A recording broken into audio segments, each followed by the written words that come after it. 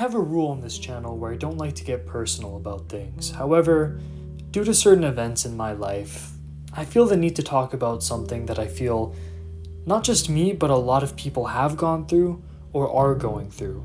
And I really feel that this can be expressed and analyzed through the lens of the meta-narratives of some of the games that I, and most likely you if you're subscribed to this channel, enjoy. So with that in mind, we're going to be talking about the meta-narratives of Metal Gear Solid 5 and The Last of Us. Now, we're mainly going to be talking about the feelings of guilt and control that we feel when it comes towards other people in our lives. And when we're talking about guilt, I don't feel like there's any other character that really embodies the pain of moving forward with regret, resentment, and guilt than Venom Snake. And it's not the dramatic sort of guilt that you usually see in movies, video games, and TV shows. It's a much more relatable type of guilt. Venom internalizes his guilt. He internalizes feelings of loss and projects them onto himself and blames himself in a lot of cases. In fact, one of the main meta-narratives of the Phantom Pain in general is finding ways to push through loss, finding ways to deal with pain that might never really go away. And while there are a lot of occasions and characters in the Phantom Pain that we could look and analyze this sort of motif from, I feel the character and situation that best encapsulates overcoming guilt and this meta-narrative of moving on from pain would be the whole Paz story arc. Now, I've gone over the Paz story arc before and have talked about its significance to Venom and the significance to the Phantom Pain story in general, but today I want to really look at it on a deeper lens and focus on how what Venom goes through is a very constructive and helpful lesson for anyone that's facing anything similar. Now, Venom Snake isn't Naked Snake. He isn't the original Big Boss. He's a body double that's been, transformed to look like Big Boss and brainwashed to act like him. But if there's one part of his original self that shines in through the story, one emotion that's so powerful that it can't be blocked out through brainwashing or anything that Ocelot and Big Boss have done to him, it's his feelings of guilt and responsibility over what happened to Paz. You see, Venom was the acting medical officer on the mission to retrieve Paz from a POW prison camp and bring her safely back to Mother Base. Now, keep in mind that throughout the events of Peace Walker, Paz was a figurehead on Mother Base. She lived there for months, interacted with everyone that worked there, and it's very clear that Venom Snake was really close to her. Of course, it ended up being a farce, and Paz was lying. She was a Cypher agent that betrayed MSF out of fear, tried to fight Big Boss, lost, she was captured by Cypher, and terrible things happened to her in the Camp Omega prison camp, involving beatings, torture, rape. There's pretty much nothing that they didn't do to her. Venom was right there after Big Boss picked her up and put her on the chopper. He was the one that operated on her to remove the bomb that was implanted within her, acting as a Trojan horse for Big Boss and his soldiers. Venom was the one that said that Paz was clear, even though there was a second bomb lying in wait, and that bomb resulted in her death. Years later, 9 years later actually, Venom Snake wakes up from his coma, establishes Diamond Dogs, and is moving forward to keep Big Boss's vision alive. However, on the medical platform, there's one particular little room in which Venom finds out Paz is still there. She doesn't remember anything that happened and still has some of the operating scars left from her experience on that chopper. Venom Snake embarks on a feverish quest to help her regain her memories and nurse her back to health, a second opportunity to save her when he failed her 9 years before. But it turns out, just like Paz's farce of being an innocent student while she was staying on Mother Base, this whole situation too is nothing more than an illusion. Venom is having some twisted visions of Paz in this room, and she slowly deteriorates as he comes back to grip with reality. All this time trying to help Paz remember what happened and nurse her back to health, Venom Snake's actually just been returning himself back to the real world, nursing himself, if you will. Now, this whole section ends off with the night of the explosion, the bomb, the surgery playing out before Venom's eyes, and Paz blowing up from another bomb within her again. Venom Snake wakes up to realize that the room he was talking to Paz in is just an empty platform. And instead of Paz, he sees this blue butterfly fluttering around him. He reaches out to grab the butterfly and then lets it go, but as he opens his hand to do that, the butterfly is gone.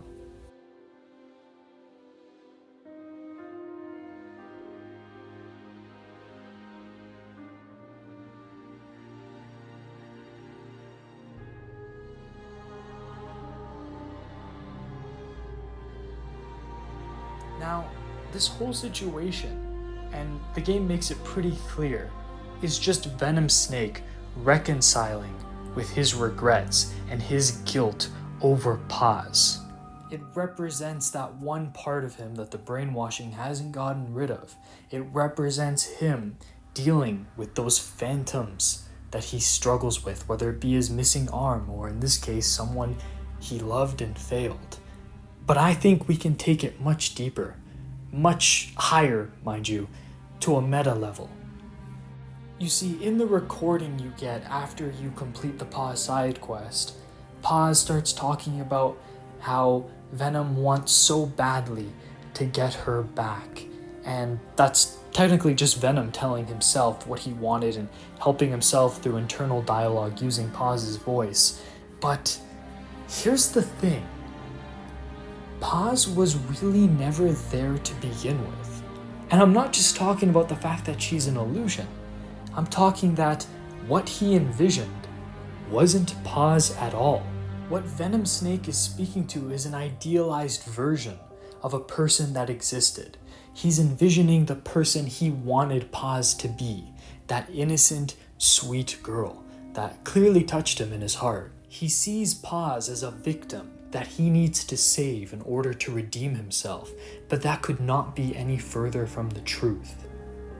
Paz was the one that decided to defect. She gave in to fear and betrayed all the people she had grown to build bonds with, all the people that offered themselves up as family to Paz.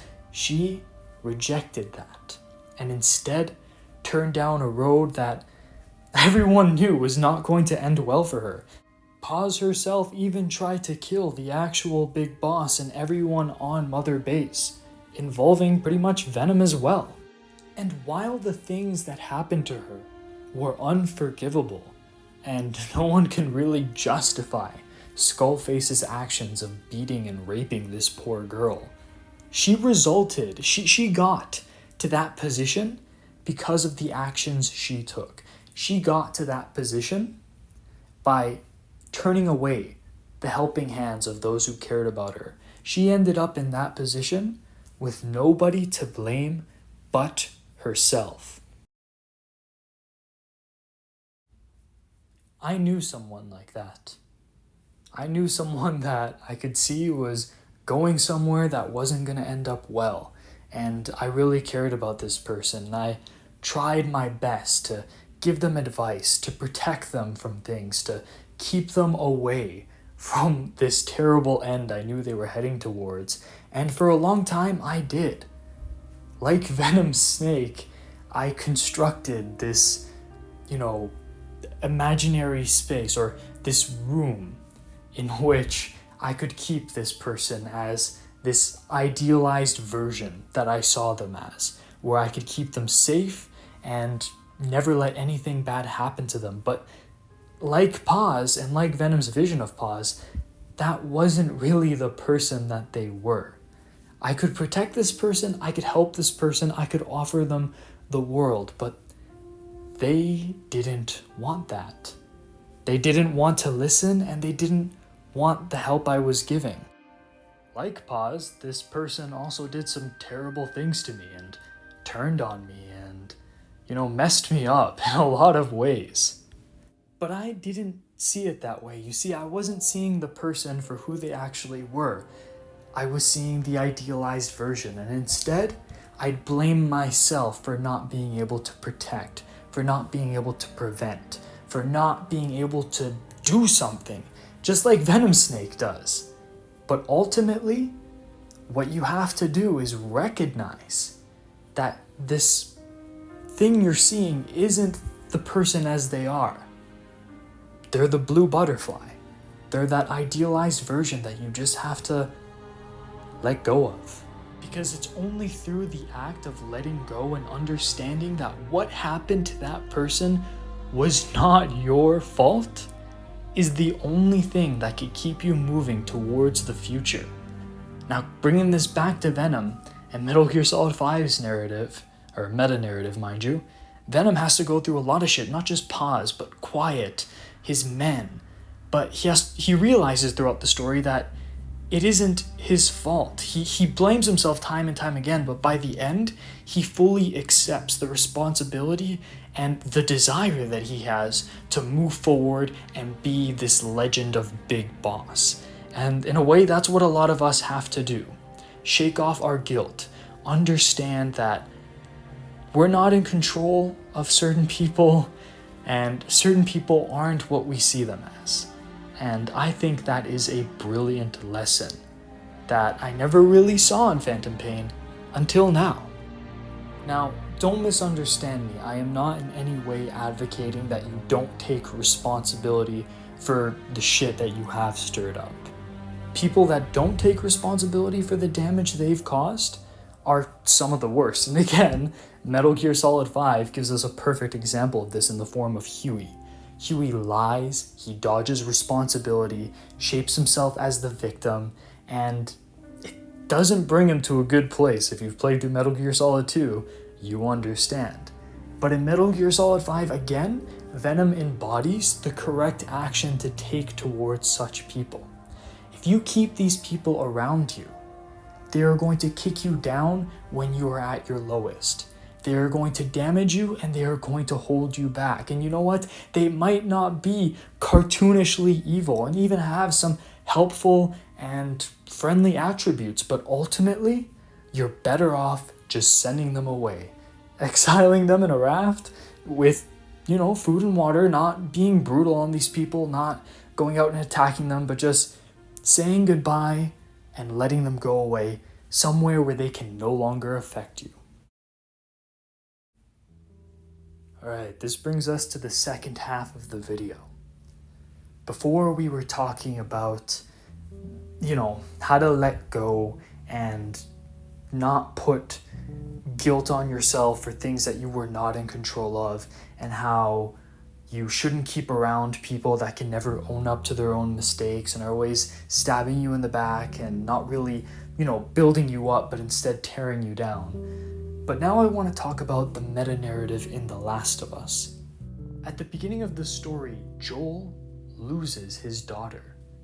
And when he finds Ellie, he's obviously a very damaged man that holds himself back from getting close to her because he's worried that if he does, he'll set himself up for the same kind of pain again. And eventually he learns to love Ellie.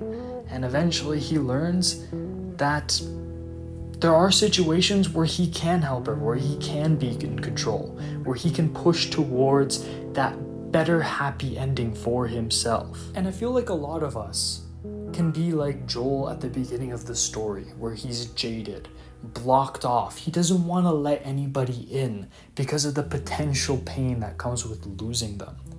But that doesn't really lead you anywhere productive.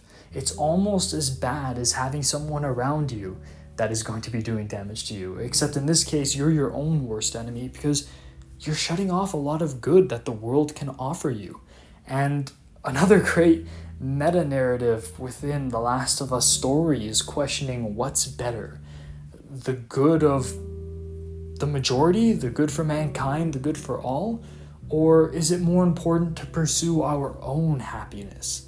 And this is where it gets a little bit, subjective, but I think it's important for all of us to pursue our own happiness, because 90% of the time it's the entire world against us. So when we find someone that actually stands by our side, that stands with us against the world, against all odds, and this can come in the form of, whatever personal thing you want it to be. If it's, peer pressure, if it's you're having a hard time at work, or if you feel like you just have a hard time getting along with people and they tend to, kick you down on your luck, finding someone that's actually willing to stand with you despite it all is something that we should all cherish. And that's why I feel like Joel's actions towards the end of the game are completely justified. Because he knows, he's experienced himself at his lowest, and Ellie has been right there to take care of him when he couldn't even take care of himself. So yeah, never let somebody like that go. Because that's the opposite of a Huey Emmerich. That's someone that's just gonna make life so much better for you, and hopefully you can do the same for them. So yeah, of course there's the moral questions of, was it right to take Ellie out of there and lie to her? Was it right to do that? And I'm not going to touch on that because I feel like that's best left ambiguous. But what I am going to look at is this meta-narrative of not letting go when you find that person or those people that are there for you, and giving it all for them and not letting anyone harm them or letting them go down to any dark endings. And here's the thing. That might seem a little contradictory to what I was talking before about pause, but the difference between, the metaphor using pause and the metaphor using Ellie is that Ellie's the true Ellie. What we see when we play as Joel is Ellie in her truest self. This is who she is. It isn't an idealized version like what Venom was seeing. And when you find someone like that, who is just themselves, and someone like that who could actually use your help, then yeah, that's when it's in your control. That's when the blame would be on you if you let something bad happen. When you actually act as a team and support each other, whether this is a romantic relationship or a friendship, that is a relationship that you want to cherish and protect. So in conclusion, don't blame yourself and don't lose hope. Some things are out of your control. Some people can't be stopped from going down a self-destructive road, and if you try to follow them, they'll just take you down there with them and really just crunch you down till there's nothing left but a hollow shell, a phantom if you will. And on the other hand, when you experience bad things happening to you, whatever it might be in your personal situation, understand that it's worth it to keep pushing forward, as Joel phrases it. No matter what, you keep finding something to fight for. So just keep on going. Find your next thing to fight for, because eventually you will find someone. Whether that be, again, a friend, a romantic relationship, you will find a person that can really stand with you against all your odds, and you can do the same for them. And when you do, it's going to be the greatest thing on this earth. So yeah, again guys, I don't usually make videos like this, like pulling from somewhere personal. I hope y'all don't mind. I'll be going back to my Combat Evolved reviews pretty soon. But yeah, I've been through some shit, and it's taken time for me to get to this kind of revelation, if you will, or realization. And I hope that if you made it all the way to the end here, that if you're going through something, maybe this video helped you.